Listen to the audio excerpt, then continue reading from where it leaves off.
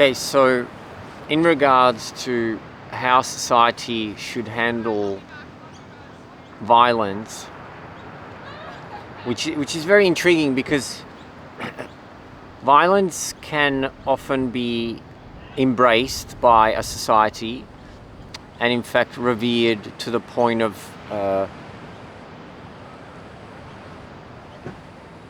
having those who commit the greatest atrocities and holding them up to high regard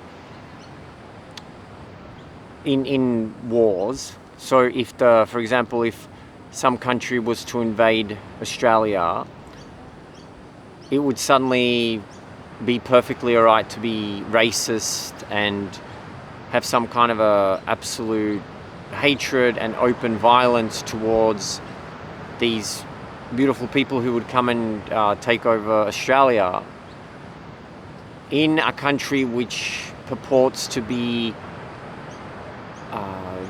non-judgmental and safe and non-violent, but in fact the culture is extremely violent, and they would happily shoot any random person that they've never met in the head, and everyone would be yelling and happy about it, and it would be on the news that we shot this many of the other people.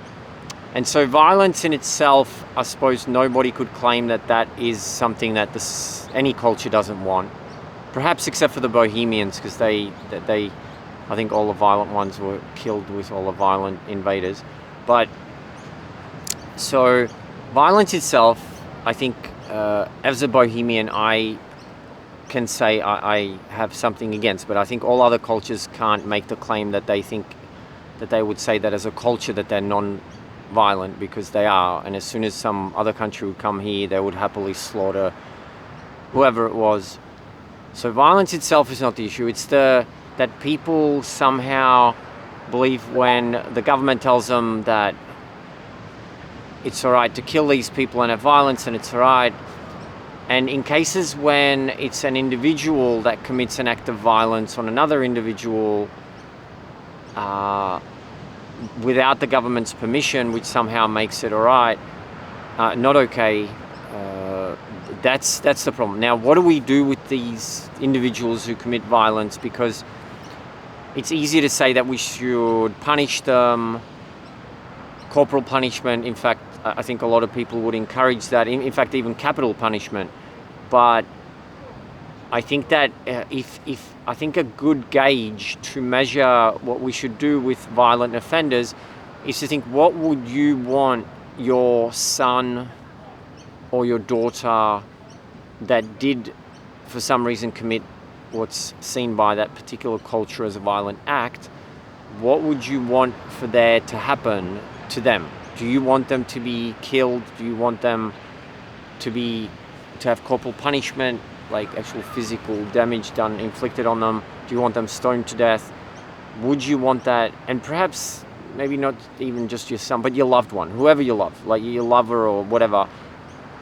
What would you want to happen if that person committed what that particular culture, because it's different in every culture, what they consider a violent act? And I think that that's how we should look at it, because every single person, every single perpetrator of every single violent act is somebody's loved one, beloved, and therefore we should look at it, I think, that way. And we should think, all right, so if my most favoritist person in the world committed a violent act, I would definitely not want capital punishment. I would definitely not want them to be thrown into jail without any hope of anything.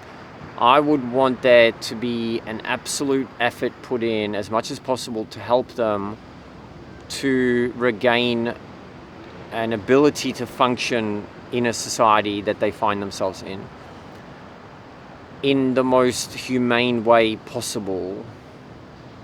And that's why I am such an advocate of non-violent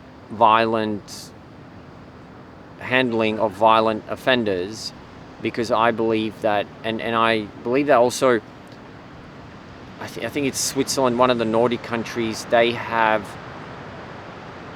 a justice system where there is a huge amount of effort actually put into, and majority of the effort in incarceration is in the rebuilding of that person back to a functional human being.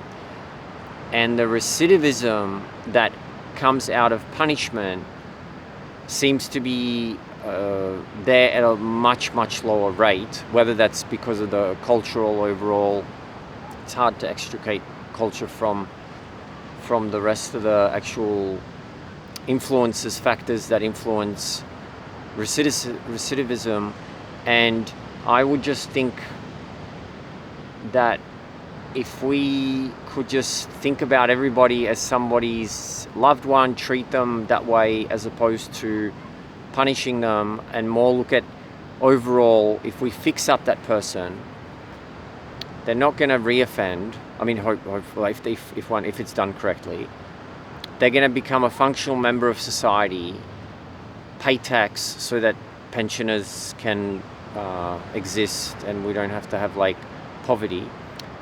And therefore, the justice system will be able to cope with more new incoming offenders rather than people that just keep on reoffending. So I think in every way it would be better for there to be much more focus on rehabilitation of violent offenders rather than punishment. So it would be rehabilitation, not punishment.